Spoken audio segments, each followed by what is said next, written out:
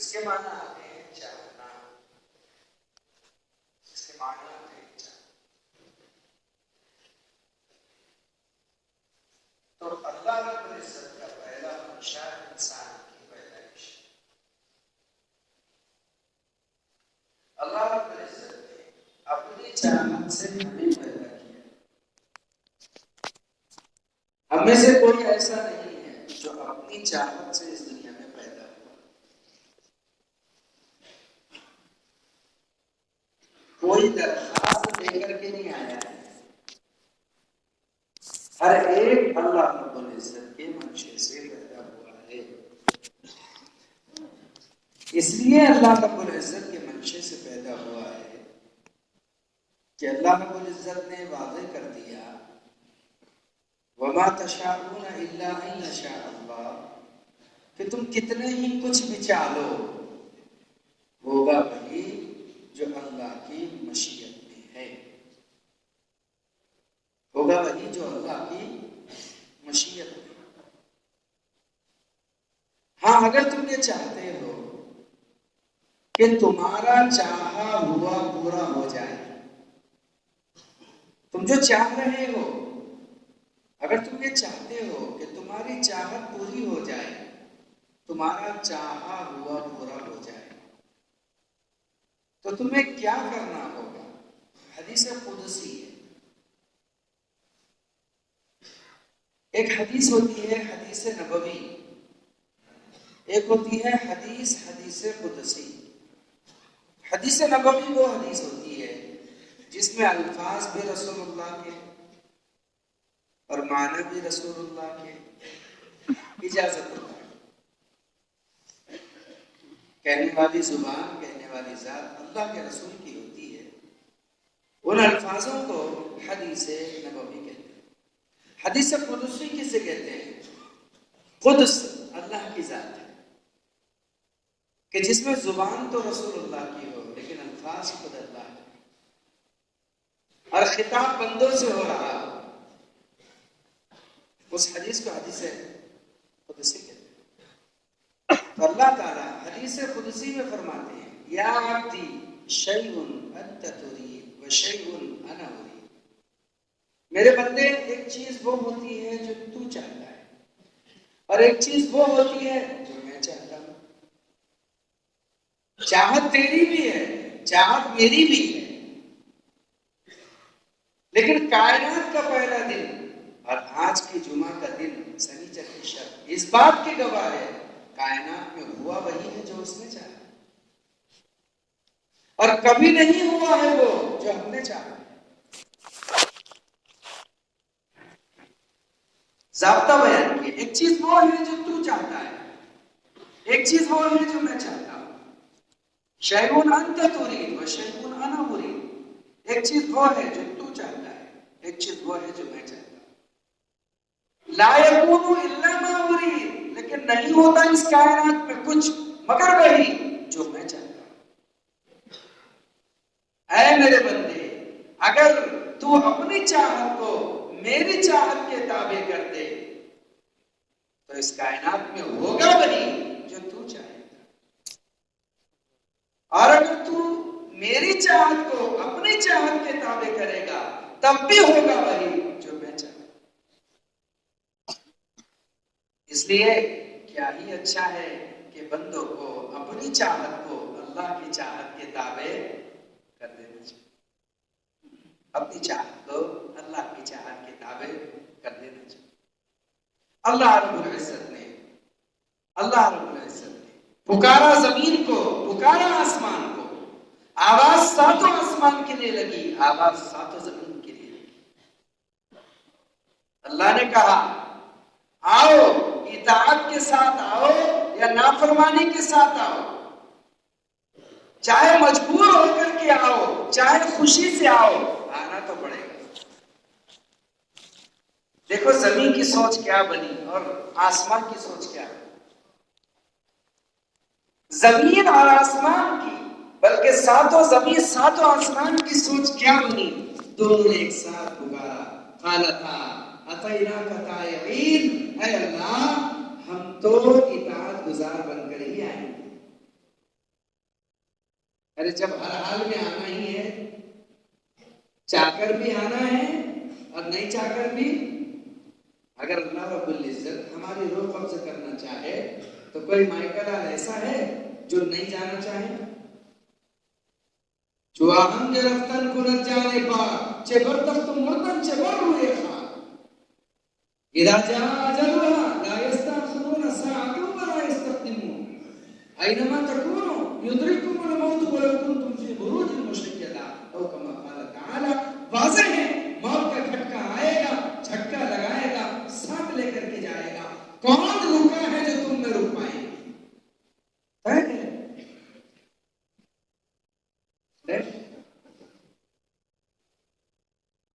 کیا کائنات میں آج تک کسی سائنٹسٹ نے، کسی ذہین و فطین عقیل و عقل مند آدمی نے آج تک اگتے ہوئے سورج کو طلوع ہونے سے روکا ہے؟ کیا آج تک کسی ہوئے زمین کے اوپر غروب ہونے والے سورج کو کسی نے غروب سے روک کر دکھایا ہے؟ ساری دنیا مل کر، ساری کائنات مل کر بھی طلوع ہونے والے سورج کو غروب نہ کر سکی اور غروب ہونے والے سورج کو طلوع نہ کر سکی، لوٹا نہ سکی۔ اتنی ہی قدرت ہے دنیا میں کہ مجبور ہو کر اسے یا تو طلوع ہوتا ہوا دیکھو یا تو غروب ہوتا ہوا دیکھو۔ آج تک کسی انسان نے اپنی زندگی کے لمحوں کو نہ روکا ہے اور نہ ہی تو گزرے ہوئے لمحوں کو کبھی لوٹا ہے۔ صدا دور دورہ دکھایا نہیں، گیا وقت پھر ہاتھ آیا۔ جو پاسٹ ہو گیا، جو گزر چکا وہ گزر چکا، وہ کائنات میں نہ کسی کے لیے رکا تھا، نہ رکے گا، نہ رک رہا، کبھی نہ ہوا ہے اور نہ کبھی یہ ہوگا۔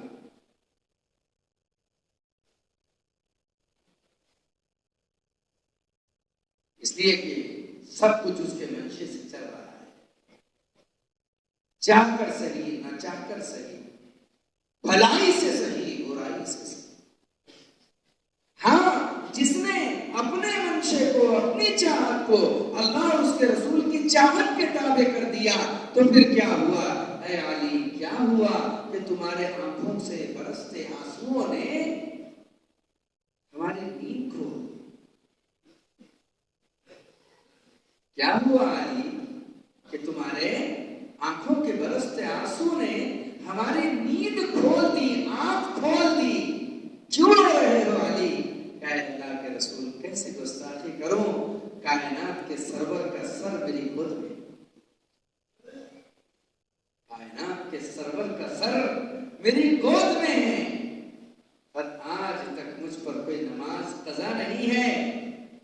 سورج غروب ہونے جا رہا ہے، سورج نے منہ چھپانا شروع کر دیا ہے اور میں نے ابھی تک عصر پڑھی نہیں ہے، تو علی مجھے جگا دیتے یا رسول اللہ، اتنی بڑی گستاخی علی سے کب ہو کہ آپ کو جگا کر کے اپنی ران، اپنی ماڈی آپ سے خالی کر لوں؟ اتنی بڑی گستاخی مجھ میں۔ اللہ کے نبی علیہ السلام اللہ سے کہہ رہے ہیں، اے اللہ دیکھیے یہ آپ کا بندہ علی اپنے نبی کو تکلیف نہیں دینا چاہتا، اطاعت میں اس نے اس نماز کو کھویا ہے۔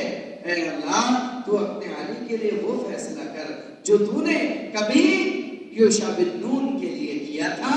چنانچہ وہ سورج لوٹا، حضرت علی نے جب تک عصر کی نماز ادا نہ کی تب تک سورج دوبارہ غروب نہیں ہوا۔ اے میرے بندے، تو اگر اپنی چاہت کو میری چاہت کے تابع کر دے، ہوگا وہی جو تو چاہے گا، ہوگا وہی جو تو چاہے گا۔ اور اگر تو میری چاہت کو اپنی چاہت کے تابع کرنے کی کوشش کرے گا تب بھی ہوگا وہی جو میں چاہوں گا، لیکن تو نافرمانوں میں سے کہتا ہے۔ جب زمین آسمان نے دیکھا کہ ہر حال میں جانا ہی ہے، اچھے سے نہیں جائیں گے، سوٹے لگا کر کے جائیں گے، مار مور کر کے لائے جائیں گے، تو اس سے اچھا ہے کہ اطاعت کے ساتھ آئیں، اطاعت پر۔ اس لیے اللہ رب العزت نے اپنا منشا سمجھانے کے لیے انبیاء کا سلسلہ دنیا میں جاری کیا۔ یہ دین کیا ہے؟ یہ دین اللہ کا منشا ہے،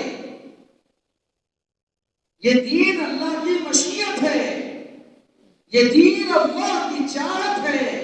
اپنی چاہت کو سمجھانے کے لیے نبیوں کو بھیجا۔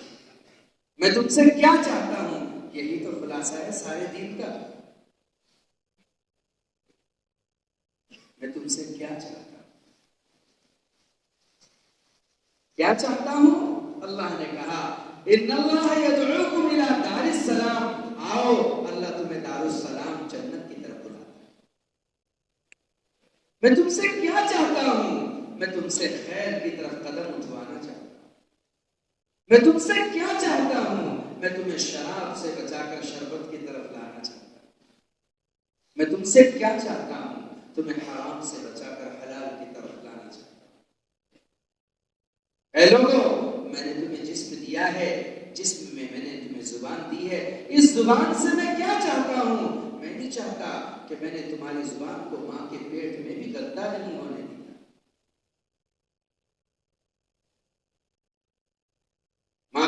ماں کا پیٹ تمہاری دنیا تھی، اندھیری دنیا، پردوں والی دنیا۔ میں نے تمہیں غذا وہاں ناف کے ذریعے سے دی ہے، نابھی کے ذریعے سے دی ہے۔ میں نے تمہاری زبان کو وہاں بھی گندا اور میلا ہونے نہیں دیا۔ اس دنیا میں آ کر کے تمہیں میرا نام لینا تھا، میرے منشے کو بولنا تھا، میرے منشے پر چلنا تھا۔ دنیا میں آنے کے بعد اس زبان کو گندا میلا کر کے واپس مت لے کر۔ میں نے تمہاری آنکھ بنائی ہے، اس آنکھ کو بھلا دیکھنے کے لیے میں نے تمہیں دیا ہے۔ ایسا نہ ہو کہ اس آنکھ کو تمہیں میلا اور گندا کر کے لاؤ۔ ظاہر بات، کسی کو اچھا اجلا برتن دیا اور وہ زنگ لگا کر کے واپس لایا تو اس زنگ کو تو دھلا ہی جائے گا۔ جہنم دھلائی کی جگہ ہے، جنت ڈھلائی کی جگہ۔ جنت میں اللہ نے انسان کو ڈالا ہے، جنت ڈھلائی کی جگہ ہے اور جہنم دھلائی کی جگہ ہے۔ اگر جنتی برتن دنیا میں آ کر کے زنگ آلود ہو گیا، جنتی برتن دنیا میں آ کر کے بگڑ گیا تو اس کا انتظام جہنم کی آگ ہے۔ جیسے سیکل کرنے والے، جیسے سونا، بھٹیا، لوہا، آگ میں زنگ آلود برتن کو ڈال کر کے جلا کر اس کا زنگ صاف کرتے ہیں، اور جب زنگ نکل گیا تب اٹھا کر شو روم میں رکھتے ہیں، کانچ میں رکھتے ہیں، مرتبان میں رکھتے ہیں۔ یہی حال پھر ہمارا ہوگا کہ اگر جیسا اس دنیا میں آیا تھا، کیسا آیا تھا؟ حدیث میں آتا ہے کہ آدمی اس حال میں دنیا میں پیدا ہوتا ہے کہ اس پر کوئی گناہ نہیں۔ سمجھداری کی عمر تک اللہ تعالیٰ اس بچے کا کوئی گناہ نہیں لکھتے، اس کا رجسٹرڈ ہی نہیں کھلتا۔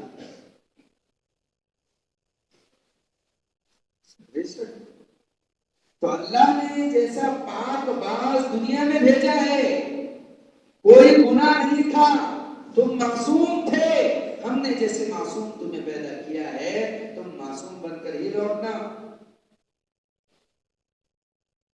اگر تم گناہوں کے انبار لے کر کے آئے، زبان کو گندا کر کے آئے، آنکھوں کو گندا کر کے آئے، کانوں کو میلا کر کے آئے، دل دماغ کو بڑا گندا کر کے آئے، تو اس کے لیے پھر جہنم کی بھٹی کے علاوہ کوئی علاج نہیں۔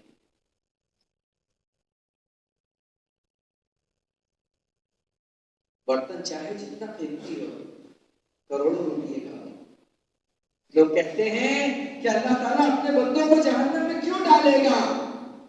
بے شک لاکھوں کروڑوں اربوں امتیوں کو اللہ ایسے ہی معاف کر دے گا، یعنی جن کا کام بغیر صفائی کے چل جائے گا، لیکن جہاں اتنا میل چڑھ گیا ہے کہ سوائے آگ میں ڈالنے کے اور کوئی راستہ نہیں ہے، تو سگی پیٹ کی اولاد کو بھی ڈاکٹروں کے حوالے آدمی اس لیے کرتا ہے، چیرو پھاڑو کچھ بھی کرو لیکن اس کو بچاؤ تاکہ میری زندگی میں کام۔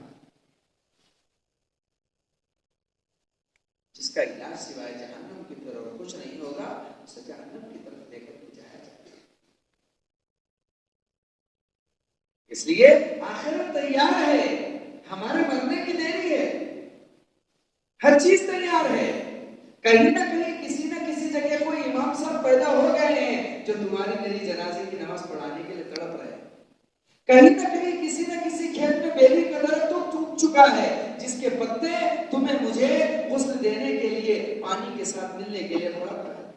کہیں نہ کہیں کسی نہ کسی جگہ وہ بور کھد گیا ہے, وہ کنواں کھد گیا ہے جس کا پانی تمہیں مجھے غسل دینے کے لیے تڑپ رہا ہے. کہیں نہ کہیں کسی نہ کسی جگہ وہ دکان کھل گئی ہے جس دکان پہ وہ کپڑا آ چکا ہے جس کا کپڑا ہمیں کفن میں لپٹنے کے لیے پریشان. سب انتظامات بالکل تیار ہے, دیری کس چیز کی ہے؟ دیری ہے تو تمہارے میرے مرنے کی. ہر چیز کا نظر, اس لیے آخرت کو مد نظر رکھنا ہی اصل رب کے منشے کو سامنے رکھنا ہے, اس کی چاہت کو سامنے رکھنا ہے. اور جنہوں نے اپنی چاہت کو رب کی چاہت کے تابع کر دیا تو اس دنیا میں ان کا بول بالا ہوا, مصیبتیں ان پر بھی آئی. مصیبت آنے کے دو راستے, مصیبت آنے کے دو راستے. نمبر ایک اللہ کی مشیت سے آئے اور دوسرے اپنی معصیت سے آئے. کتنے راستے؟ دو راستے. ایک مصیبت اللہ کی مشیت سے آئے, جو مصیبت اللہ کی مشیت سے آتی ہے اس مصیبت کا نام ابتلا اور امتحان ہے. جو مصیبت اللہ کی مشیت سے آتی ہے, اللہ کی چاہت سے آتی ہے, اس مصیبت کا نام ابتلا اور امتحان ہے. اور جو مصیبت آدمی کی معصیت اور نافرمانی سے آتی ہے اس کا نام امتحان نہیں ہے, اللہ کی طرف سے ابتلا اور عذاب ہے. ابتلا اور عذاب اس دنیا میں عام منشا ہو چکا ہے کہ اگر مجھ پر مصیبت آئی تو یہ اللہ کا امتحان ہے, یہ ابتلا ہے, اللہ امتحان لے رہا ہے, اللہ ابتلا میں مبتلا کیے ہوئے ہیں, آزمائش ہے اللہ کی طرف سے. اور پڑوس پر کسی بازو والے پر مصیبت آئی, کیسی اللہ نے پکڑ کی ہے دیکھے. اب دال آٹے کا بھاؤ معلوم پڑ رہا ہے, جیسا کیا ویسا بھگت رہا ہے, اپنی چلاتا تھا اب خود ہی بھگت رہا ہے. اسی لیے کہتے ہیں اپنا رویا سدا اللہ کے سامنے رویا کرو, مخلوق کے سامنے مت رو, اس لیے کہ مخلوق رونا سن کر کے ہنسنا بناتی ہے. اپنے فاقے کی پڑوسی کو خبر نہ دے, رو رو کے سنے گا, ہنس ہنس کے سنانے کے لیے. تم اپنا رونا رو کر کے جاؤ, پھر کہتے ہیں پہلے تو سن لیتے ہیں سینہ پیٹ کے, ہو بڑی مصیبت ہے, صحیح فرما ہے, بڑی تکلیف ہے, اللہ اللہ اللہ اللہ. اور آپ اٹھ کر کے جاؤ, کیسے دال آٹے کا بھاؤ معلوم پڑ رہا, بہت ہواؤں میں اڑ رہا تھا, اب کٹی پتنگ تو پتا چلا کہ کس بیری کی جھاڑی میں جا کے الجھے گئے.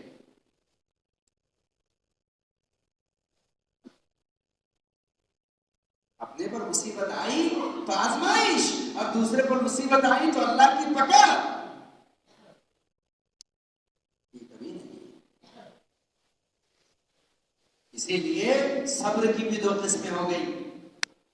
ایک صبر وہ ہے جو آزمائش پر کیا جاتا ہے, اور دوسرا صبر وہ ہے جو اللہ کی پکڑ پر کیا جاتا ہے. سنو بھائیو, اگر آزمائش پر آدمی صبر کرے تو اس صبر پر اجر مرتب ہوتا ہے, اللہ کی طرف سے درجات بڑھتے ہیں. اس صبر پر جو کدھر سے آئی ہے مصیبت, اللہ کی طرف سے. صبر اسی کو کہتے ہیں جو صبر آزمائش والا ہو. کہ چور نے چوری کی, پولیس نے پکڑ لیا, لے جا کر کے جیل میں داخل کر کے ڈنڈوں سے پیٹ رہا ہے, تو چور کہنے لگا تم کتنا بھی مارو اپنا صبر کر رہے ہو, اللہ تم کو دیکھ لے گا. چور کہہ رہا ہے, چوری کر کے آیا, جرم کر کے آیا.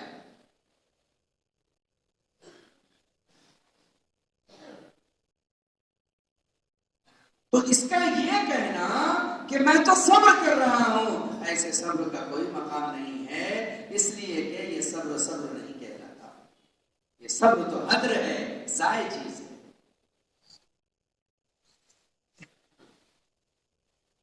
صبر تو وہ ہوتا ہے جس میں آدمی کی خطا نہ ہو، آدمی کی غلطی نہ ہو، اور اس پر اللہ کی طرف سے ابتلا ہے، آزمائش آئے اور اس پر وہ صبر کر لے، اس پر وہ اپنے آپ کو تھام لے، اس پر وہ اپنے آپ کو روک لے۔ اس لیے کام کے چلنے والوں پر دو حالات سدا آتے رہے۔ ابھی دونوں حالات میں کام کے کرنے والوں کو اور کام میں چلنے والوں کو فرق کرنا ہے۔ ایک حالات اندر کے ہوں گے، ایک حالات باہر کے ہوں گے۔ ایک حالات اندر کے ہوں گے اور ایک حالات باہر کے۔ باہر کے حالات سے آدمی ہلے گا نہیں، لیکن اندر کے حالات سے زلزلہ آ جائے گا۔ باہر کے حالات سے آدمی ہلے گا نہیں، لیکن اندر کے حالات سے بقول تمہارے میرے براری زبان میں، بقول تمہارے میرے براری زبان میں، مولوی صاحب باہر کے ٹینشن کا پہاڑ بھرتا، گھر کے ٹینشن کی رائی نہیں بھرتی۔ باہر کا آدمی کتنا بھی برداشت کر لیتا، لیکن گھر کا، اور یہی اصول ربانی ہے۔ باہر سے حالات آتے ہیں تو اللہ کی مدد اتر جاتی ہے، لیکن اندر کے جب حالات آتے ہیں تو اللہ کی مدد روٹ کر واپس چلی جاتی ہے، اور ایسی روٹ کر واپس چلی جاتی ہے کہ نہ ان کی مدد ہوتی ہے نہ ان کی مدد ہوتی ہے،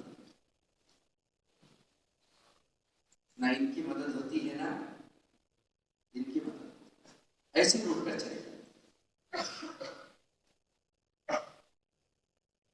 وحد میں کس چیز کی ضرورت تھی؟ موقع وحد پر کس چیز کی ضرورت تھی؟ اللہ کی مدد کیوں تھی وہاں سے؟ اس کی علت تھی، اس کی وجہ تھی کہ محمد عربی صلی اللہ علیہ وسلم نے فرمایا تھا یہی رہنا، یہی سے مت ہٹنا۔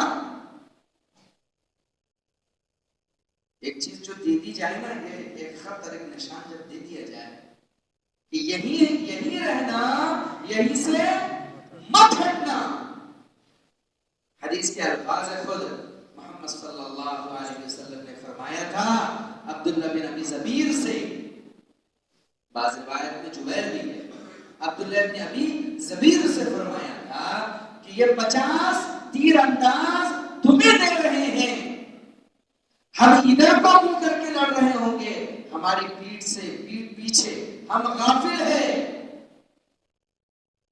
خنجر ہمیشہ پیچھے سے دھوکا جاتا ہے، اب پیٹھ پیچھے سے غافل ہے، ادھر سے حملہ ہو سکتا ہے، اس لیے تم اس درے کو، اس پہاڑی کو چھوڑنا مت۔ اور سنو، کب تک نہیں؟ جب تک ہمیں فتح نہیں ہو جاتی۔ ہاں، اگر تم یہ دیکھو کہ ہماری لاشوں کو چیل کوے نوچ کر کھا رہے ہو، تب بھی تم اپنی جگہ چھوڑ کر آنا مت۔ اطاعت بڑی چیز ہے۔ جب رسول اللہ کا منشا ٹوٹا اور اجتہاد سے ٹوٹا، صحابہ کی غلطی بھی نہیں کہیں گے اس کو، صحابہ کی خطا بھی نہیں کہیں گے، اجتہاد سے، بلکہ رائے مشورے سے۔ جب مسلمانوں کا پلہ بھاری پڑ گیا، اللہ نے غلبہ دے دیا، میدان خالی ہو گیا، مد مقابل پیٹ پھیر کر بھاگ پڑے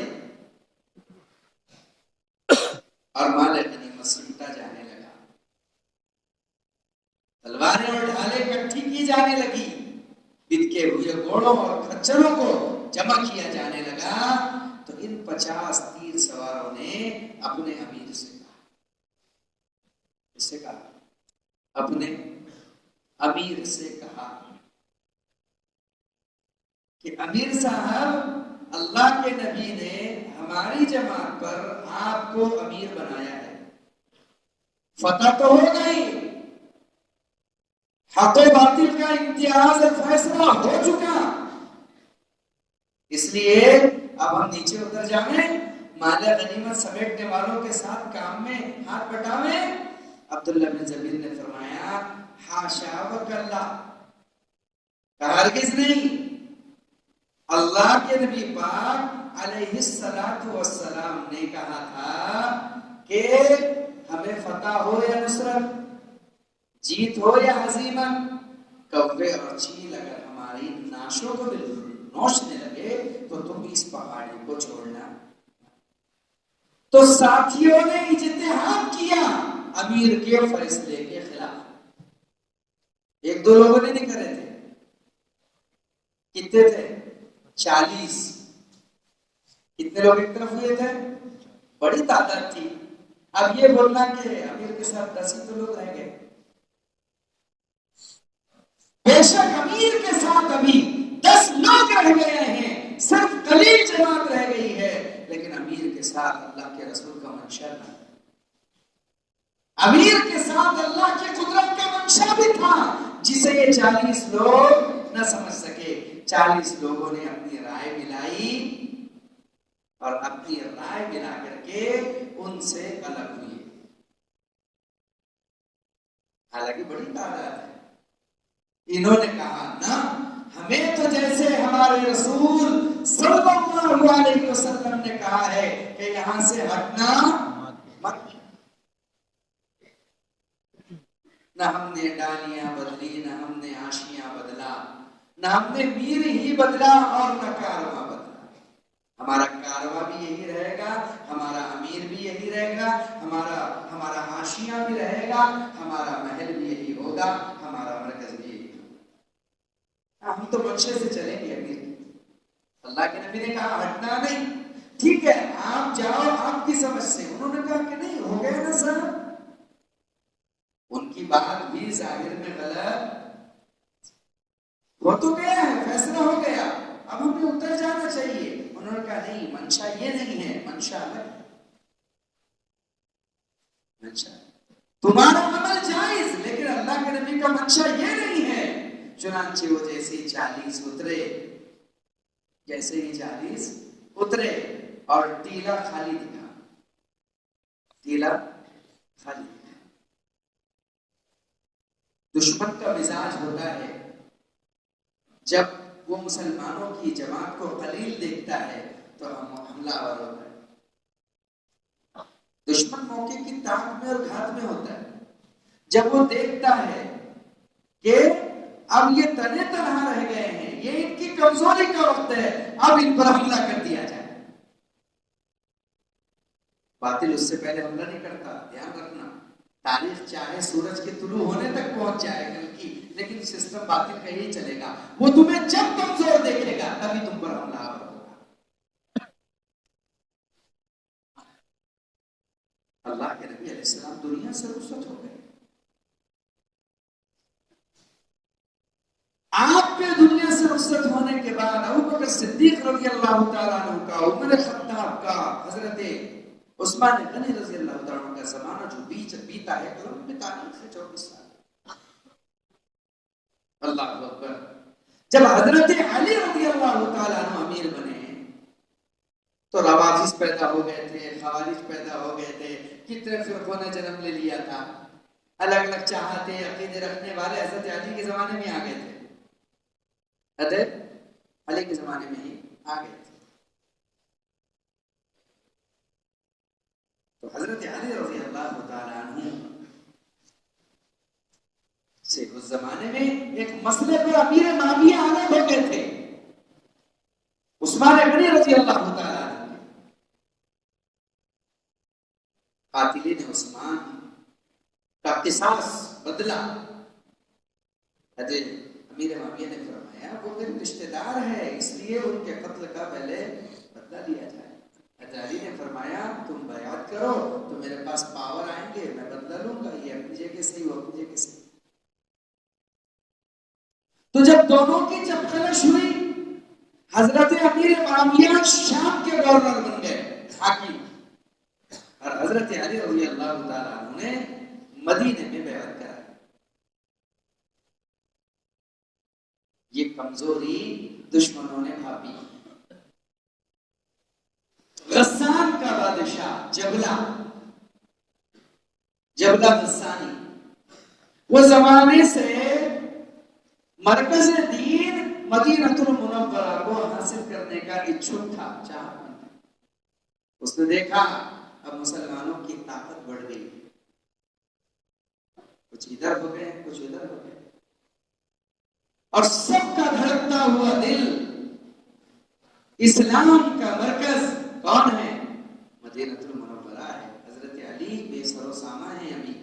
ایسے موقع پر حضرت علی رضی اللہ عنہ نئے امیر بنے ہیں، خلیفہ بنے ہیں امت کے، لیکن توڑ ہو گیا ہے، اس لیے ابھی کمزور ہے. ایسے موقع پر اگر حملہ کر دیا جائے تو فتح مل سکتی ہے. چنانچہ جبلہ غسانی کی طرف سے یہ بات آ گئی کہ وہ جاسوس بھیج کر کے مدینے کی جاسوسی کرنے لگا، اور اس نے ساری مدینے کی جاسوسی کرائی. کتنے ہیں، کام ہیں، کیسے ہیں، کیا حال ہے، کہ نظام الدین مرکز میں کتنے ہیں، کورونا کی در سے پھنس رہا ہے، کورونا کی در سے نکل رہا ہے. مرکز دین مدینہ المنورہ کی ساری جاسوسی کرا، اور اس کے بعد جبلہ غسانی نے فیصلہ کر لیا کہ اب مدینے پر حملہ کر دیا جائے، مرکز دین پر حملہ کر دیا جائے.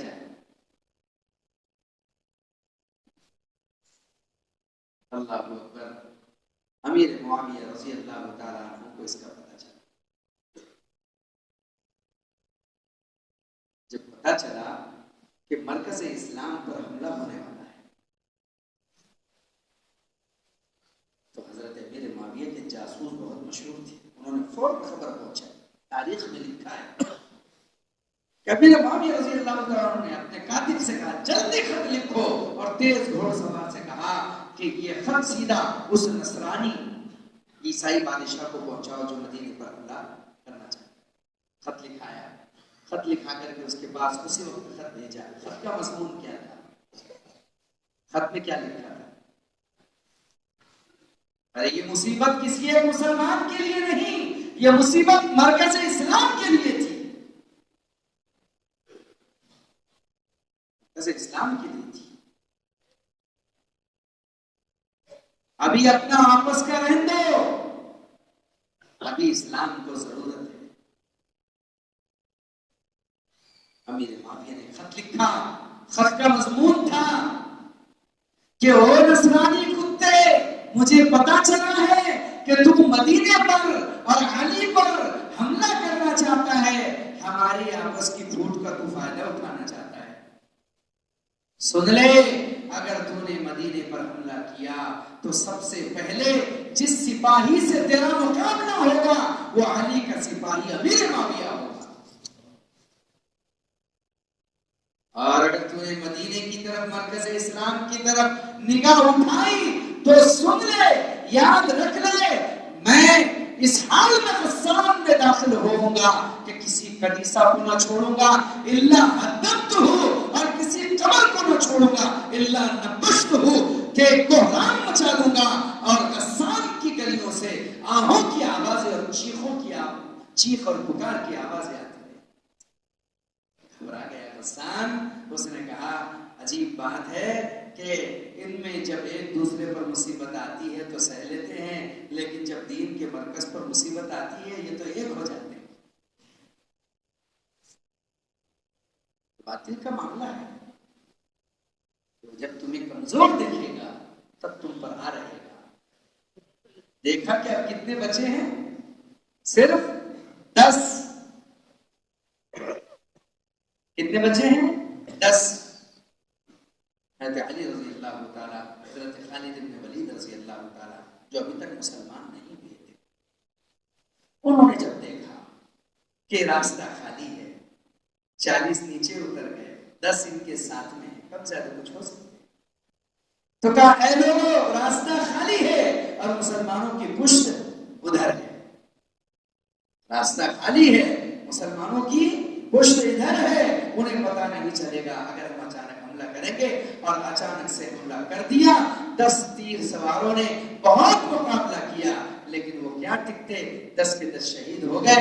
اور اس کے بعد جب مسلمانوں پر مصیبت آئی ہے، اللہ اکبر اللہ اکبر، جب نبی کا منشا ٹوٹا، جب نبی کی چاہت ٹوٹی تو اللہ کی مدد روٹھی، اللہ کی مدد اٹھی تو نہ ان کا فائدہ ہوا نہ ان کا فائدہ ہوا، نہ 40 اترنے والوں کا فائدہ ہوا اور نہ مدد کرنے والوں کا فائدہ ہوا. اسی میں رسول اللہ صلی اللہ علیہ وسلم بھی زخمی ہو گئے.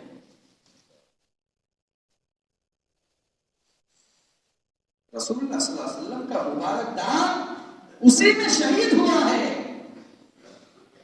اسی میں ابن قمیہ نے آپ پر پتھر سے وار کیا ہے. وہ منظر تھا احد کا، اللہ اکبر اللہ اکبر. میں نے خود اپنی آنکھوں سے، کچھ سعودیہ کے بڑے لوگوں نے ہمیں اس مقام کا معائنہ کرایا جا کر کے، جہاں وہ کچھ خاص لوگوں کو ہی لے کر کے جاتے، لیکن گاڑی کے ساتھ میں نلے کی جترا ہم کو بھی نصیب ہو گیا دیکھا.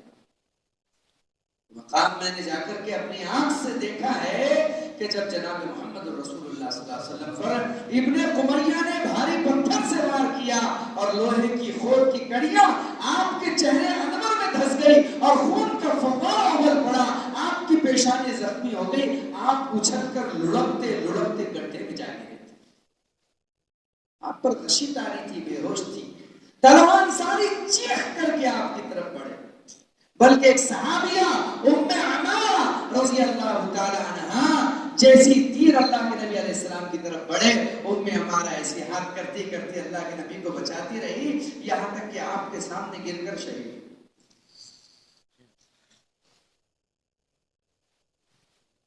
دو صحابی فوراً دوڑے حضرت طلحہ کے ساتھ اللہ کے نبی علیہ السلام کو اٹھانے کے لیے اس گڑھے کی طرف جہاں آپ کی پیشانی زخمی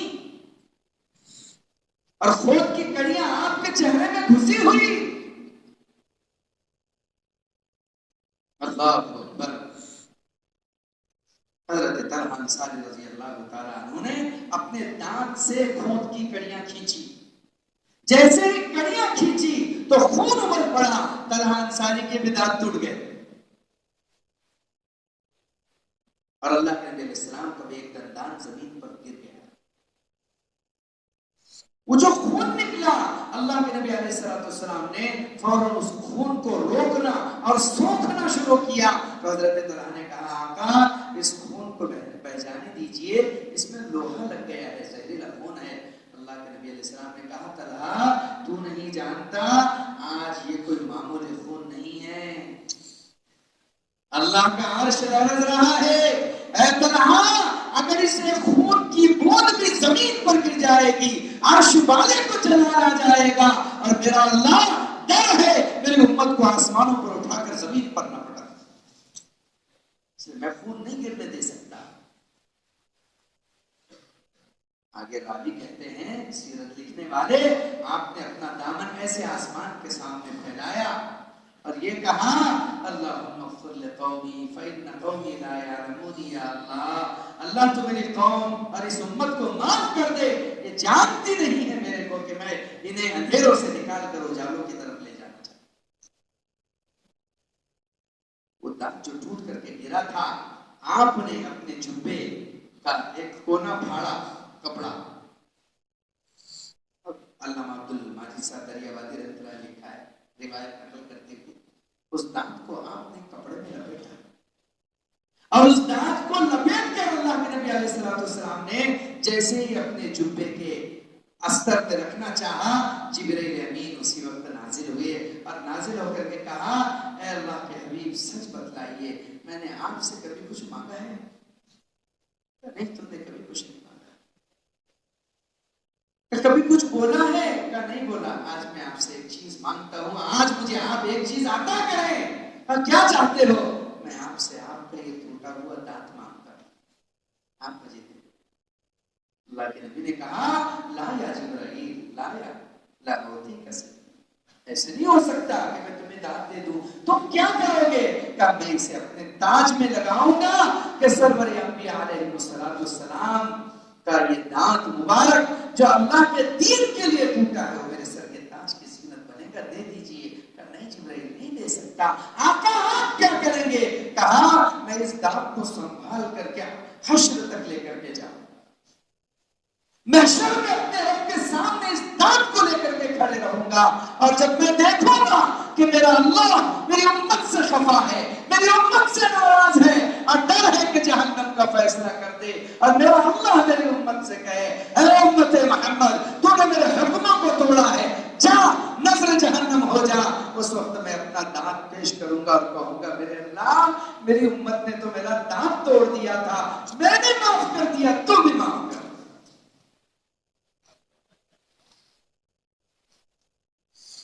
منشا اگر ہم نے نہ سمجھا اپنے نبی کا تو ہم نے چاہت میں اپنے اپنوں کو ہی تکلیف پہنچائی، حالانکہ جنت مسلم ہے۔ منشا چاہت درد کیا کر، میں نے وہ دیکھا ہے اپنی آنکھ سے پتھر کہ جب آپ کے پیشانی کا خون بہ رہا تھا تو آپ نے صحابہ سے کہا کہ مجھے کہیں لٹا دو، مجھے کہیں لٹا دو، جنگ کا میدان گھماسن، تو صحابہ نے اپنے پیٹوں کی ایک دیوار بنائی تھی اللہ کے نبی کے لیے جانے کے لیے، کہ آپ کو احد کے پہاڑ میں کسی جگہ پر محفوظ رکھا جائے، بہت خون جا رہا ہے پیشانی سے، دندان مبارک شہید ہو گیا، منہ میں خون بہ گیا تھا آپ صلی اللہ علیہ وسلم، کہیں تھوڑا لٹایا جائے آپ صلی اللہ علیہ وسلم کو، تو صحابہ نے اپنے پیٹوں کی دیوار بنائی تھی کہ باطل اہل شرک مارے جا رہے تھے تیر، اور صحابہ پیٹ پر برداشت کرتے تھے، اور اللہ کے نبی کو سامنے سے لے جایا جا رہا تھا، لیکن مجال تھا کہ کوئی تیر محمد رسول اللہ کی طرف پڑ جائے، پروانے شمع پر نثار ہو رہے تھے، کائنات میں کسی نے بھی روئے زمین پر آج تک پروانوں کو اپنے شمع پر اس طرح قربان ہوتے ہوئے کبھی نہیں دیکھا، کبھی بھی۔ اللہ کے نبی علیہ السلام کو لے جایا گیا، آپ کو احد کے پتھر سے ایک ٹیکڑی ہے وہاں پر بٹھایا گیا، اور آپ کے لیے وہاں پر کوئی تکیہ نہیں تھا کہ آپ وہاں پر سر رکھ دے، اللہ اکبر، وہ پتھر آج بھی موجود ہے، اس پتھر نے اپنے آپ کو اللہ کی قدرت سے ایسا موم بنا لیا تھا کہ آج بھی آپ صلی اللہ علیہ وسلم کا خون اس کے چہرے پر لگا ہوا ہے، آج بھی وہ خون مبارک آپ صلی اللہ علیہ وسلم کو اس پتھر کے چہرے پر، سرور انبیاء کے لیے وہ پتھر نہ پڑتا، رسول اللہ آواز دے، اللہ کے رسول کو ضرورت ہو، اب پتھر نم نہ پڑے، کنکریاں کلمہ نہ پڑے، ایسا تو کبھی نہیں ہو سکتا، رسول اللہ ہے، ایسا کبھی نہیں ہو سکتا۔ سخت سردی کی رات میں جناب محمد رسول اللہ صلی اللہ علیہ وسلم نکلے، اس حال میں کہ آپ کو صحیح چلتے نہ بن رہا تھا، آپ باہر نکلے ہی تھے کہ حضرت عمر رضی اللہ تعالیٰ عنہ نکلے، تو کہا حضرت عمر سے اللہ کے نبی علیہ السلام نے، یا عمر من اخرجک عن بیتک، تمہیں تمہارے گھر سے کس نے باہر نکالا؟ حضرت عمر نے کہا الذی اخرجک من بیتک، جس نے آپ کو آپ کے گھر سے نکالا، الجوع یا رسول اللہ، بھوک کی شدت باہر نکالنا ہے۔ ابتلا اسے کہتے ہیں جو اللہ کی چاہت پر ہو، نہ کہ بندے کی معصیت پر ہو، ان کی آزمائش اللہ کی چاہت پر تھی، معصیت پر نہیں تھی۔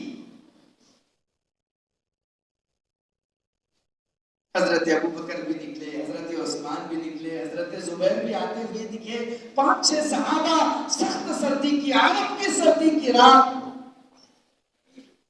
اور رات کا 1/3 12 بجے کا حصہ گزر رہا ہے، اور سب بھوک سے نڈھال، تو اللہ کے نبی علیہ السلام نے حضرت علی سے کہا اے علی دیکھو تو سرا کتنے تمہارے بھائی ایسے ہیں جو بھوکے ہیں کہ کئی دنوں سے ان کے گھروں میں چولہا تک نہیں جلا ہے، یہی حال ان کا اور یہی حال میرا ہے۔ سردی کے دنوں میں عرب میں کھجور نہیں ہوا کرتی درختوں پر، اللہ کے نبی علیہ السلام نے حضرت علی سے کہا علی جانا تو صحیح، اور وہ جو درخت سامنے کھڑا ہوا ہے کھجور کا، اس سے کہو کہ محمد الرسول اللہ تجھ سے کہہ رہے ہیں کہ تو ہماری آج مہمان نوازی کر، کہو جا کر اس سے۔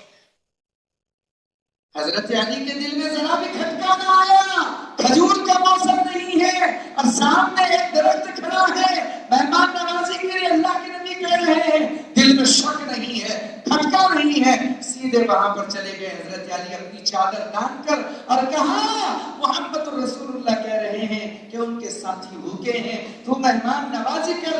اللہ کی شان، راوی نے حال لکھا ہے، حدیث کے الفاظ نہیں، حال لکھا ہے کہ وہ پیچ و تاب کھا رہا ہے اور اللہ کی طرف متوجہ ہو کر کہہ رہا ہے، اے اللہ آج اگر میں تیرے نبی کو کچھ نہ دے سکا تو زندگی میں کھجور کے درخت سے کوئی محبت نہ کرے گا۔ پتے سے پتے ٹکرانے لگے اور راوی کہتے ہیں حضرت علی کی چادر کھجوروں سے بھرنے لگی۔ رسول اللہ بلائے تو کون نہ چاہے، رسول اللہ مانگے تو کون نہ دے، رسول اللہ کہے تو کون نہ کرے۔ منشا کائنات کے ذرے ذرے نے سمجھا تھا، اگر منشا نہیں سمجھا ہے تو ہم نے نہیں سمجھا۔ جب رسول اللہ صلی اللہ علیہ وسلم کے منشے کے خلاف ذرا سا ہوتا ہے تو نصرت اور مدد اللہ کی اٹھ جاتی ہے، جس میں تکلیف خود رسول اللہ صلی اللہ علیہ وسلم کو بھی پہنچ جاتی ہے۔ میرے بھائیوں، میرے عزیزوں، میرے دوستوں، اس لیے ہر عمل میں اللہ کا منشا دیکھنا ہے، ہر عمل میں رسول اللہ کا منشا دیکھنا ہے۔ اللہ کے نبی علیہ السلام نے فرمایا، جیسے کہ آپ حضرات نے حدیث سنی، آپ نے فرمایا لا یزال طائفۃ من امتی منصورین علی الحق، کہ میری امت میں ایک جماعت ایسی ضرور ہوگی کہ اللہ کی طرف سے حق کی تائید اس کے ساتھ ہوگی۔ لا یضر من خذلهم، اور انہیں ذلیل کرنے کی کوشش کرنے والا کبھی نقصان نہیں پہنچا سکتا، نہیں پہنچا سکتا۔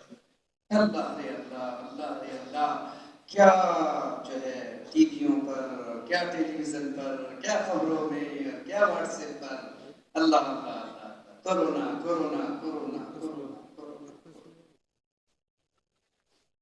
بیچاری جماعتی ادھر بھاگ رہی، کبھی ادھر بھاگ رہی، کبھی ادھر کبھی ادھر۔ کیا حوال تھے، کیا دورانا، کیا حوال تھے، کیا دورانا۔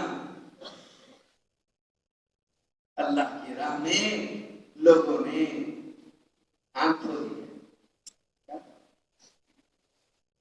جب زمانے نے میرے خون پر تہمت وبا رکھی، جب زمانے نے میرے خون پر تہمت وبا رکھی، تو میرے رب نے اسی خون میں اس کورونا کی شفا رکھی۔ سمجھتے تھے ہم اب کیسا ہوگا، حالات حلق تک آ گئے ہیں، اب ہو گیا، سب ہو گیا۔ بڑے بڑے درخت ہل گئے، بڑے بڑے استقامت والوں کی استقامت کو داغ لگ گیا،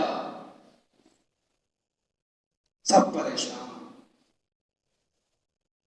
تب جملہ یاد آیا، جب شروع میں تبلیغ میں لگے تھے، اچھے نمبر گاؤں کے بڈھے رٹاتے تھے، وہ جملہ یاد آیا۔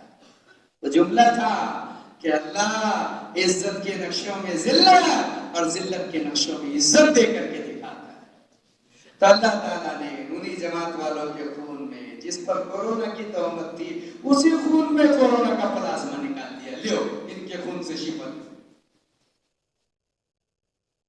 ذلت سے عزت کو نکلتے تھے۔ اللہ کے حبیب کہہ رہے ہیں، حضرت ثانی نے لکھا اس حدیث کو، لا یضرهم من خذلهم، ان کو ذلیل کرنے والا ان کو نقصان نہیں پہنچا سکے گا۔ بہت کوشش کریں گے ذلیل کرنے کے لیے، لیکن ان کو نقصان نہیں پہنچا سکے گا۔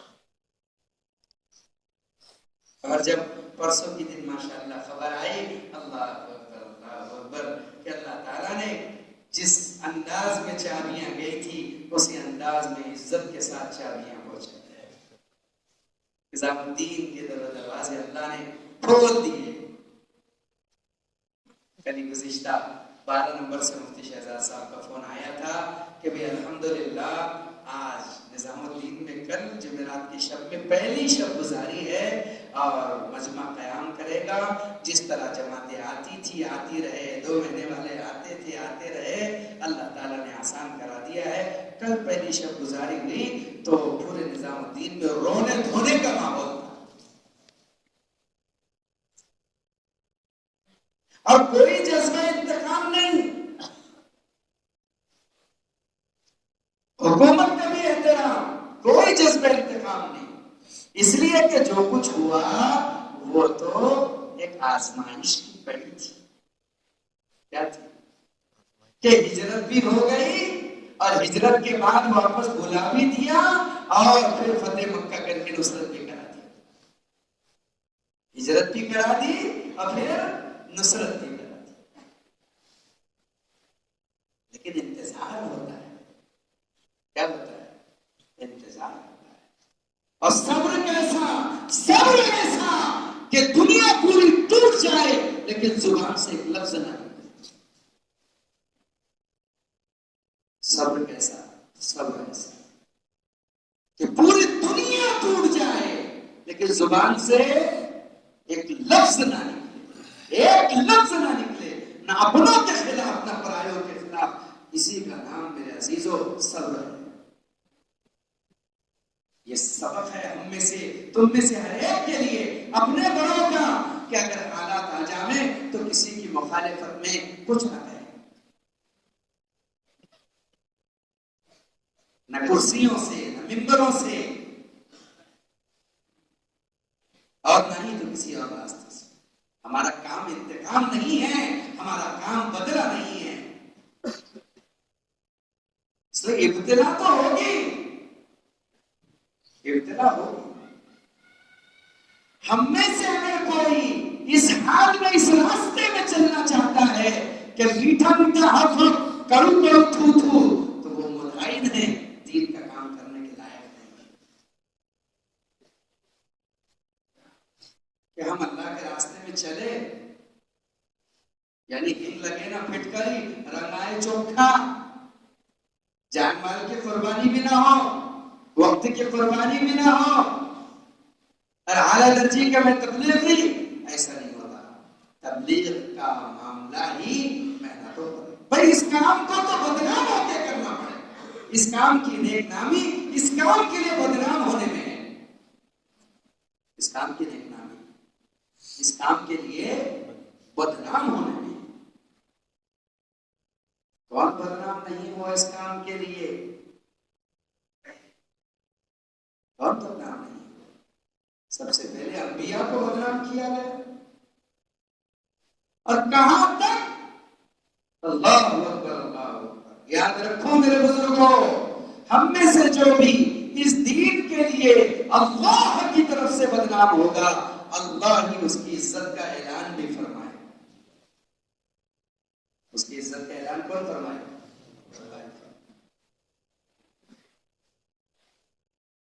نبی کے حرم پر الزام،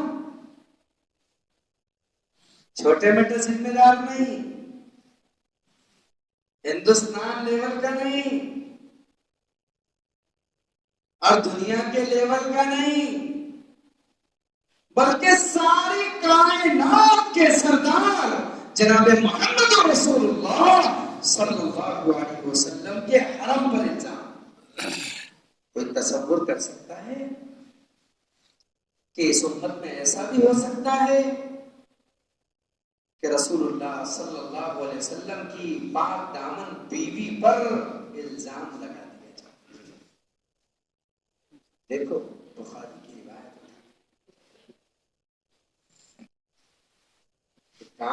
کام میں تو یہ سب ہے ہی، زنا کی تہمتیں، بدکاری کی تہمتیں، چوری کی تہمتیں، ڈکیتی کی تہمتیں، اجی سب چھوڑو، کچرا صاف کرو، پانی پیو، آگے بڑھو، ہزاروں زخم کھا کر ہزاروں زخم کھانا اور زخم کھا کے مسکرانا، کام۔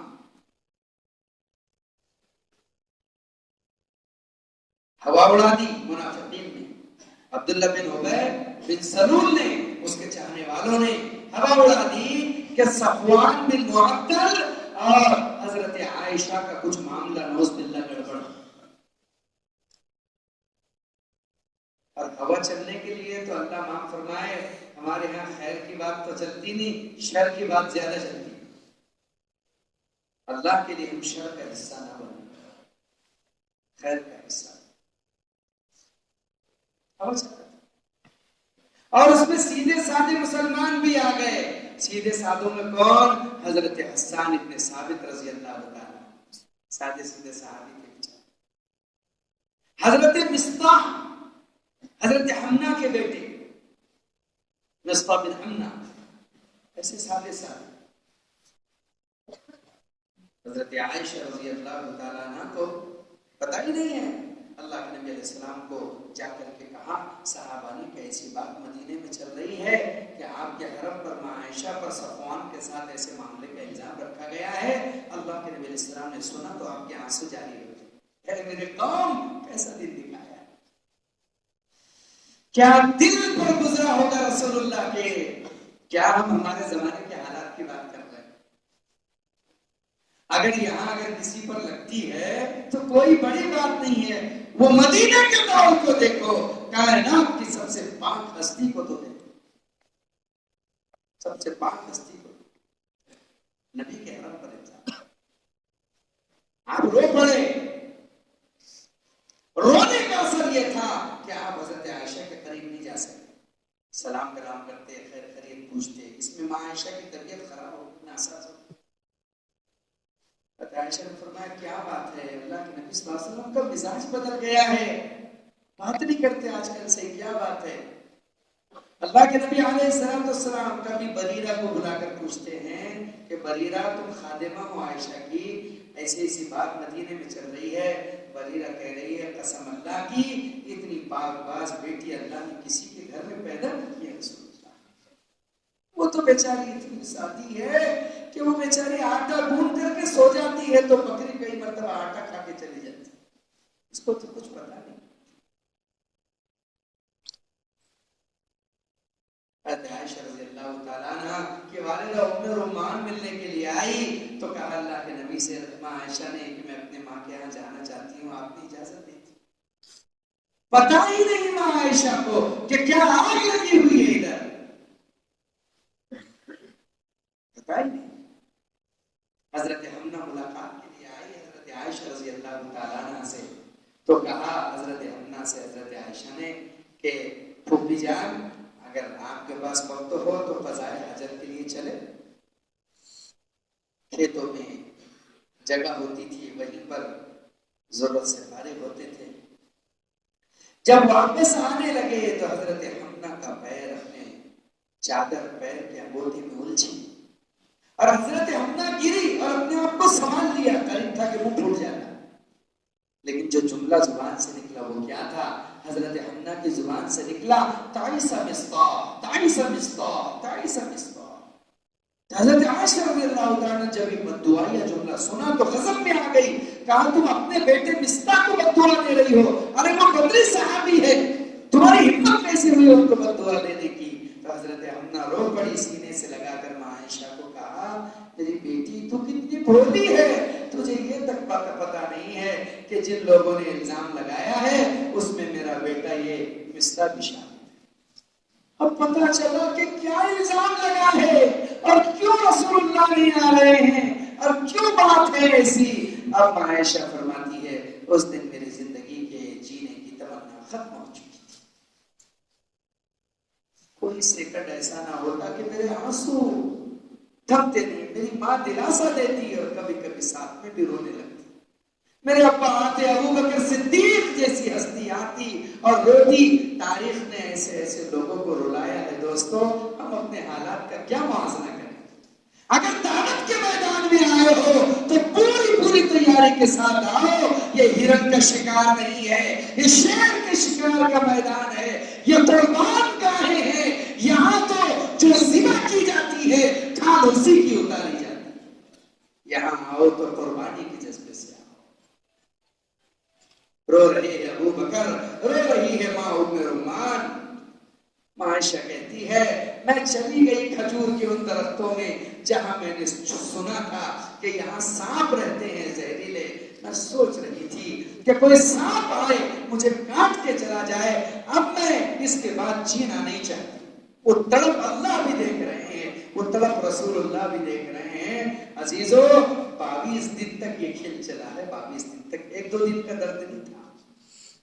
22 دن تک کیسی کیسی باتیں ہوتی ہوں گی, کیسے کیسے باتیں ہوں گی. اللہ 22 دن, 22 دن کے بعد اللہ رب العزت کو اپنی لاڈلی بنٹی پر پیار آیا. قرآن میں اللہ نے سورہ نور میں 18 آیتیں اس بیٹی کے پاک دامنی پر اتار دی. 18 آیت. قیامت تک آنے والے اے انسانوں سن لو کہ محمد رسول اللہ کا حرم کل بھی پاک تھا, آج بھی پاک ہے. یہ منافقوں کی لگائی ہوئی تہمتیں تھی.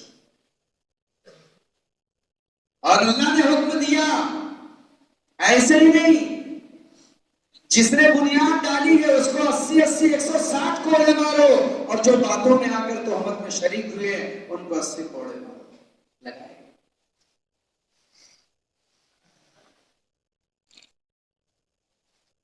عائشہ رضی اللہ تعالیٰ عنہ رب کے سامنے شکر کے سجدے میں گر گئی اور روتے روتے کہنے لگی, اے اللہ بے شک تیرا نام تجھے زیبا ہے کہ تو رحیم ہے.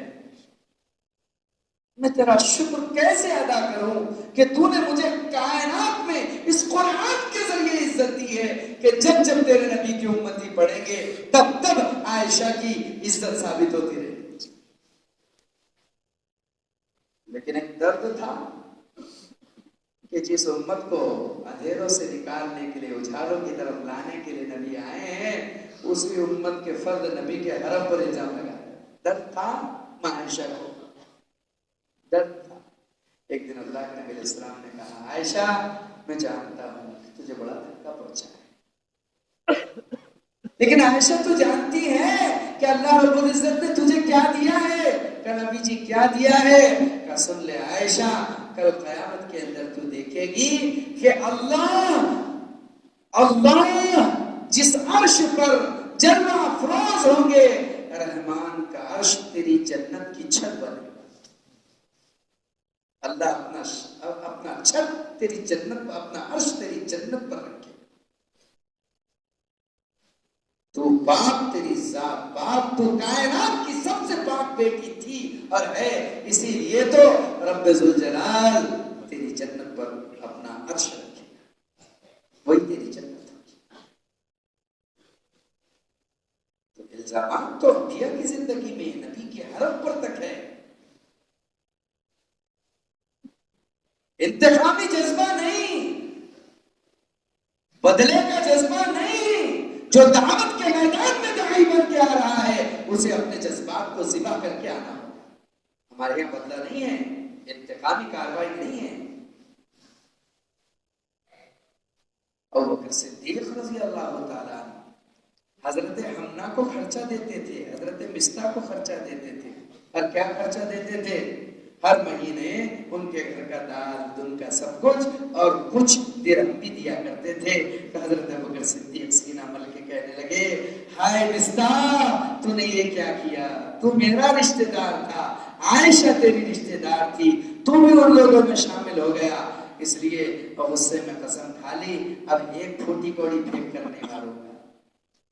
اللہ کی طرف سے حکم آیا, ابوبکر صدیق محمد رسول اللہ کے غلام درگزر کرتے ہیں, انتقام نہیں لیتے. ابوبکر صدیق نے قسم توڑی, کفارہ دیا, کہا ہاں میرے اللہ جو تیرا منشا ہے وہی ہوگا, جتنا دیتا تھا اب اس سے دوگنا دوں گا. یہی اخلاق ہے اور اللہ کا فضل ہے, وہاں بھی یہی اخلاق چل رہا ہے. جتنا اکرام تھا اس سے دوسرے دوگنا. میرے بھائیوں, قربانی کا میدان ہے یہ دعوت کی مشق اور محنت. قربانی حضرت موسیٰ علیہ السلام پر تہمت, مال والے مال کا استعمال کر لیتے ہیں اور تہمت کے لیے لگا دیتے ہیں. قارون کے پاس مالوں کے ڈھیر تھے, اموال کے خزانے تھے. جب دیکھا حضرت موسیٰ علیہ السلام کی محنت نہ رکتی نہ تھکتی بنتی ہے تو ایک عورت کو پیسے دے کر کے تیار کیا, وہ لے کر کے آئی اور جہاں حضرت موسیٰ علیہ السلام بیان کر رہے تھے مجمع میں آ کر کے دوران بیان کہا, او نبی موسیٰ اپنی بات اپنی جگہ رکھو, مجھے یہ تو بتاؤ کہ اس بچے کا کیا حضرت موسیٰ علیہ السلام نے کہا اس بچے کا کیا؟ کہا یہ تمہارا بچہ ہے۔ اللہ اکبر، یہ جملہ کہنا تھا کہ قارون نے بات اٹھایا، حالانکہ رشتہ دار تھا، چچا زادی تھا۔ دیکھو دیکھو دیکھو، یہ نبی بنتے ہیں، یہ باغباز بنتے ہیں، یہ بادشاہ بنتے ہیں، ان کی کیفیت تو یہ ہے۔ حضرت موسیٰ علیہ السلام نے کہا رکو رکو ٹھہرو ٹھہرو، جلال تو جلال تھا۔ کہا اے عورت میں تجھے قسم دیتا ہوں زمین و آسمان کے پیدا کرنے والے رب کی، سچ بات بتا دے یہ اولاد کس کی ہے، یہ بچہ کس کا ہے؟ بچے نے منہ میں انگلی رکھ کر کے کہا میرا باپ پھلا چرواہا ہے۔ یہ عورت جھوٹ بولتی ہے، عورت نے کہا یہ بچہ سچ بولتا ہے۔ میرے عزیز بزرگوں دوستو، اس کام میں تو بے پرواہ ہو کر کے چلنا پڑتا ہے۔ لا یخافون لومۃ لائم، ملامت کرنے والوں کی ملامت کا خوف کرتے ہوئے نہیں۔ یہ قربان گاہیں ہیں، یہاں تو قربانیوں سے چلنا ہوگا، اور قربانیوں سے ہی اللہ کی مددیں اتریں گی، اور قربانی دینے والوں پر اللہ کی مدد اترے گی۔ اس لیے اللہ اور اس کے رسول کا منشا اس امت کے لیے کیا ہے؟ قربانی۔ وہ قربانی کیا ہے؟ فقیہ ابو اللہ سمرقندی رحمۃ اللہ علیہ کی تنبیہ الغافلین پڑھ رہا تھا، بڑی عجیب تفسیر کی ہے انہوں نے اس آیت کی، کنتم خیر امۃ اخرجت للناس تأمرون بالمعروف وتنہون عن المنکر۔ بڑی عجیب تفسیر۔ حضرت عمر بن خطاب رضی اللہ عنہ کے اخبار میں نقل، اس میں یہ لکھا ہے کہ تم اللہ کے یہاں لوح محفوظ میں بھی خیر امت تھی، تم اب بھی خیر امت ہو، اور لوگوں کے لیے تم بھلائی اور نفع رسانی کے لیے نکالی گئی ہو۔ اور فرمایا اگر تم لوگوں کو امر بالمعروف نہی عن المنکر کرنے کے لیے نہ نکلو گے تو تم سمجھ لینا تم اس آیت کی فضیلت میں شامل نہیں ہے، نکلنا ہی پڑے گا، نکلنا ہی پڑے گا۔ جب قربانی کے بڑے بڑے حصے انبیاء کو ملے ہیں تو ہمیں قربانی کا ذرہ تو ملنا چاہیے۔ بغیر محنت و مشقت کے دین نہیں پھیل سکتا، یہ سارے مجمع کو پھیلنا پڑے گا عالم میں۔ کہاں پھیلنا پڑے گا بھائیو؟ یہ مجمع پھیلے گا تو دین پھیلے گا، مجمع اگر جگہ پر رہے گا تو دین جگہ پر رہے گا۔ ایک مرتبہ حضرت جی مولانا الیاس صاحب رحمۃ اللہ علیہ کا ملفوظ ہے، آپ دیکھیے گا، آپ نے فرمایا اے میرے ساتھیوں مجھے ذرا سونے کا زیادہ موقع دیا کرو۔ الیاس صاحب نے فرمایا ساتھی سے ایک دن مجھے ذرا سونے کا زیادہ موقع دیا کرو، آج کل اللہ کے کرنے سے مجھے خواب میں اللہ کام کی باتوں کا الہام کر رہا ہے، اور یہ کام بھی مجھے خواب ہی میں ملا ہے۔ میرے دوستو میں تمہیں کیا بتاؤں، اور یہ سب فرمایا میں تمہیں کیا بتاؤں کہ خواب میں مجھے اس آیت کی تفسیر الہام ہوئی ہے۔ کون سی؟ کنتم خیر امۃ اخرجت للناس۔ فرمایا وہ یہ کہ گویا اس آیت کی تفسیر یہ بتلا رہی ہے جیسے بھٹکے ہوئے لوگوں کو راہ دکھانے کے لیے اللہ نے نبیوں کی جماعت نکالی، نبیوں کے بعد بھٹکی ہوئی امت کو راہ راست پر لے جانے کے لیے اللہ نے تمہاری جماعت، اس لیے تمہیں نکلنا ہوگا، بیٹھے جگہ پر تم امت کو راہ راست پر نہیں لا سکتے، تمہیں نکلنا ہوگا۔ اس لیے حضرت فرماتے ہیں کہ اس امت کا عروج ہی اس کا خروج ہے۔ کیا ہے؟ اس امت کا عروج ہی اس کا خروج ہے، ورنہ شادی بھی بے رنگ ہو جاتی ہے اگر رخصتی رک جاتی ہے کہ شادی شادی شادی شادی، کیا دلہن رخصت ہوگی شادی، لیکن شادی جب ہو گئی سب کھانا وانا کھا کے چلے گئے، ماشاءاللہ بڑا اچھا مجمع تھا، بڑا اچھا کھانا تھا، بڑا اچھا دستر تھا، سب کچھ تھا، لیکن پتا چلا دلہن کی رخصت نہیں ہوئی تو لوگ بولیں گے ایسی کیسی شادی میں۔ مقصود ہم میں سے ہر ایک کی اس کے گھر سے رخصتی ہے، کس کے لیے؟ اللہ کے لیے۔ کس کے لیے؟ اللہ کے دین کے لیے۔ مقصود یہ جب تک ہم اپنے قدموں کو اٹھا کر اپنی ذات کو لے کر اللہ کے راستے میں چلیں گے نہیں، پھریں گے نہیں، محمد رسول اللہ صلی اللہ علیہ وسلم کی وہ سنت جو سب سے بڑی سنت دعوت ہے مکمل نہیں ہوگی. اس کے لیے قربانیاں دینی ہوگی، اس کے لیے آگے بڑھنا ہوگا. آدمی اپنے مال کے بارے میں کیا سوچے، آدمی اپنے جان کے بارے میں کیا سوچے؟ سب سے پہلی سوچ آدمی کی یہ بننا چاہیے کہ میرا مال، اس کا سب سے اچھا مصرف اللہ کا راستہ. کیا سوچے بھائی؟ اللہ کا راستہ. میری جان سب سے اچھا اس کا مصرف اللہ کا راستہ. صحابہ نے اپنی جان کو، اپنے مال کو، اپنی عزت کو، اپنی آبرو کو بالکل اللہ کے لیے بے پرواہ کر دیا تھا. اس لیے اللہ رب العزت نے ان کی جان اور ان کی مال اور ان کی عزت اور ان کی آبرو پر جنت کا ٹھپا لگا دیا. ان اللہ اشتری من المؤمنین انفسهم واموالهم بان لهم الجنہ. صحابہ کا بچہ بھی ہاتھ اٹھاتا تھا، صحابہ کے لاڈلے بھی ہاتھ اٹھاتے تھے، منشا سمجھتے تھے. ایسی تڑپتی ہوئی تمنائیں تھی، ایسے دل کے اندر کے جذبات تھے کہ بس نکل جائے اور بس فنا ہو جائے. خود رسول اللہ صلی اللہ علیہ وسلم نے فرمایا کہ میری تو تمنا یہ ہے کہ میں اللہ کے راستے میں جاؤں، شہید کر دیا جاؤں، پھر زندہ کیا جاؤں، پھر شہید کر دیا جاؤں، پھر زندہ کیا جاؤں، پھر شہید کر دیا جاؤں. 7 مرتبہ آپ نے فرمایا ثم احیا ثم اقتل ثم احیا ثم.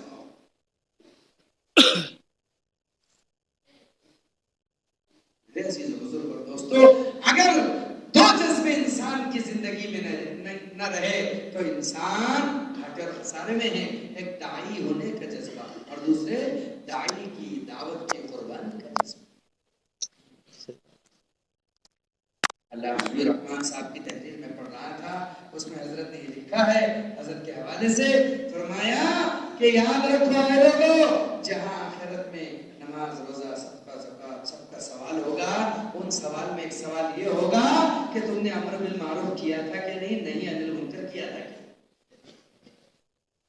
آخرت کا سوال بتایا حضرت نے، تم نے کام کیا کہ نہیں کیا امر بالمعروف کرنے کا، نہیں انل منکر کرنے کا. اس راستے کی برکت سے ساری دنیا کو ہوش آ رہا ہے. نشے سے سنبھل کر کے دنیا چلنا سیکھ رہی ہے. دنیا کا سدھار اس میں چھپا ہے، دنیا کی کامیابی، آخرت کی کامیابی اس میں چھپی ہے. اس لیے ہمارا کام کے عملے کا کوئی فرد ایسا نہ ہو جس کے 5 ماہ بیرون نہ لگے ہوں. کتنے بھائی ہو؟ 5 ماہ بیرون. موڑے جہاں صاحب رہتے آئے تو نیت کراتے تھے باقاعدگی سے. کیا کراتے تھے؟ نیت کراتے تھے. موڑے جہاں صاحب رہتے آئے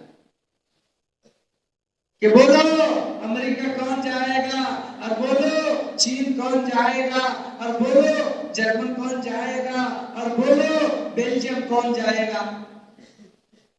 تو بیچاری میواتی سامنے بیٹھے ہوئی ہے. وہ کیا سمجھتے تھے امریکہ کس کو بولتے ہیں، چین کس کو بولتے ہیں، جرمن کس کو بولتے ہیں، اور جاپان کس کو بولتے ہیں. وہ تو اتنے سادے تھے کہ جب دیہاتوں سے جماعت لے کر تمہارے شہروں میں آئے اور جب وہ مسجد میں بیٹھے اور کسی نے پنکھا چالو کر دیا تو ساری جماعت مارے ڈر کے دیواروں کو چھپک گئی کہ کیا مصیبت ہے. اب وہ کیسے کرنا، تو ایک نے رومال نکالا، اسی کو شو شو کرنے لگا، بند ہو بند ہو. اتنے سادے تھے. لیکن اللہ رب العزت نے ایسے انپڑھوں سے وہ کام لیا جو میرے جیسے بڑے بڑے پڑھے لکھے ہیں. یہ اصول ربانی ہے کہ اے انسانوں تم ہاتھ اٹھاؤ گے تو ابابیل سے حفاظت کر کے بتائیں. اے انسانوں تم لڑ نہ پاؤ گے تو نمرود کو مچھروں کے لشکروں سے ہلاک کر کے بتائیں گے. نہ ہم کا محتاج تھے، نہ آج ہے، نہ آئندہ رہیں گے.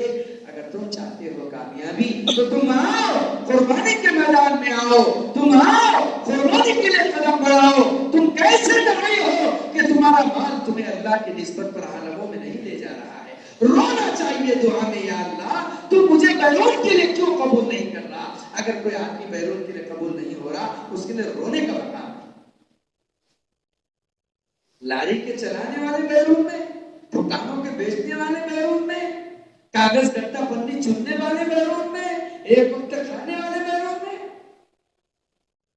मेरे भाइयों, लोग पेट काट काट करके बैरों जाए, क्या हमारा लग जाए, अल्लाह कबूल कर ले, अल्लाह चला ले। निजामुद्दीन में एक मस्तूरात की जमात पहुंची, मस्तूरात की जमात पहुंची, कल रवानगी थी, तो सारी बहनें अपना सामान तैयार कर रही थी। कारगुजारी इधर आई तो मैं आपको सुना रहा हूं। तो एक बहन ने जो अपनी सीमेंट की थैली होती है उसको धो धा करके उसका जो है तो वो एक झोला से लिया था, तो उसने फौरन अपना सामान उसमें भरना शुरू किया। तो एक बहन ने कहा कि बहन, तुमने कम से कम एक आध अच्छा बैग ला लिया होता तो अच्छा था, तुम क्या लेकर के आई हो? सीमेंट की बोरी, ये अच्छा नजर नहीं आ रहा है, एक आध बैग ला लेती तो अच्छा था। तो ये सुनते ही उस बहन की आंखों में आंसू आ गए, रोने लगी और रोते रोते कहने लगी, बहन मैं तुम्हें क्या बताऊं, तुम बैग लाने की बात कर रही हो, हमने 6 महीनों में 2 महीने रोजाना एक वक्त खाना खाया है और पैसा बचाया है ताकि किसी तरह अल्लाह के रास्ते में हम दोनों मियां बीवी का चेहरा लग जाए। हमने तो पेट काट करके हमने, और तुम बात कर रही हो बैग लाने की। ऐसे मंशे से लोग चल रहे हैं, ऐसे मंशे से लोग चल रहे हैं। मेरे भाइयों, हम में से हर एक को चाहिए कि हमारा माल सबसे पहले अल्लाह के दीन की सरबुलंदी के लिए इस्तेमाल हो, हमारी जान अल्लाह के दीन की सरबुलंदी के लिए इस्तेमाल हो। कोई नियत करे कि इंशाअल्लाह आलमों में चल फिर करके दीन की मेहनत करेंगे।